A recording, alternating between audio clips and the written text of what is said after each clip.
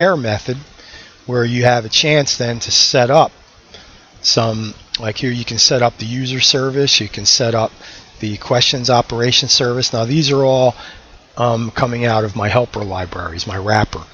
Okay, so you can set these up and make them global, and you see here I'm getting all the user's challenge questions right off the bat. Okay, so once this guy kicks off, I'm now ready to use any of the API calls that are available to me through these two objects. Okay, so now when we click that OIM link, of course it's going to drive the edit method, which is going to cause us to go read the record. So we get the remote user that we just authenticated, and then we use that ID to call OIM and get the user.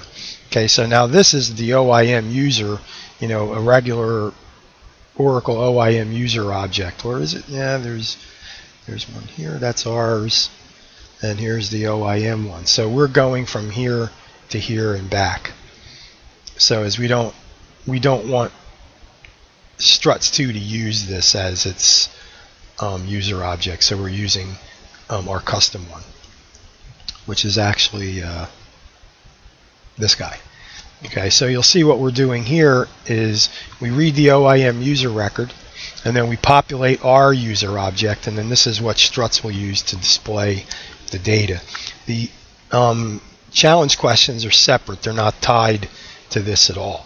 So when we come back in to edit, the only thing we're really going to save are the challenge questions. We're not going to save this. This, you have to really think about what you want to edit and what you don't want to allow to edit, because it could trigger other things to change. So for right now, we're just doing challenge questions.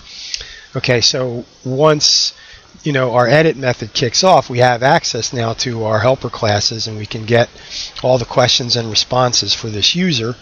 And we're just going to see if the number of questions required to be answered equals what we got back, and if not, we're going to fill them up so that when we display it, we'll display the correct number of select boxes the user has to pick to answer their questions.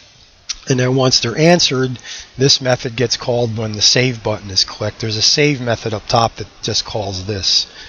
So, and this could use probably a ton more validation, but again, I was more concerned in the first run of getting all the framework laid out. For example, the OIM prepare method and the login logout.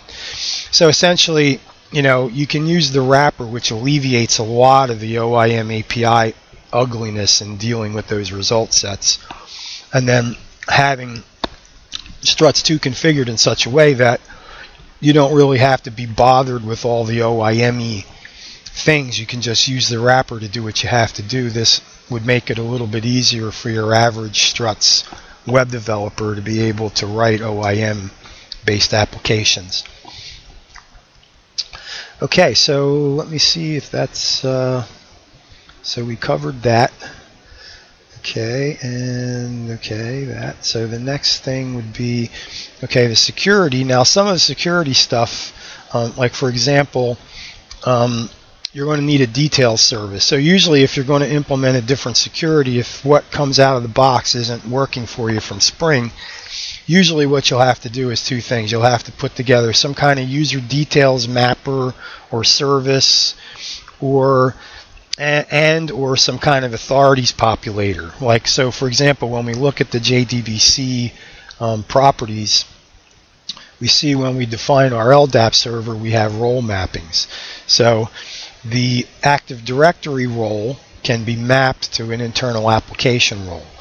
And then when the user logs in, like in this code right here, this LDAP authorities populator will handle this for you. It will automatically convert these to these for you, so that your application, or this application actually, uses these role names in its code, not these. So depending on what roles the user has, you can keep mapping them to the ones that are built in to the application. And you'll see down here when you do Jazz authentication, it will do the same thing. Okay, and there's also a Jazz authorities populator, and there's also a Jazz authentication provider for WebLogic here. So these are already built in. I've already done these, but Spring gives you the ability to do a lot of things. I'm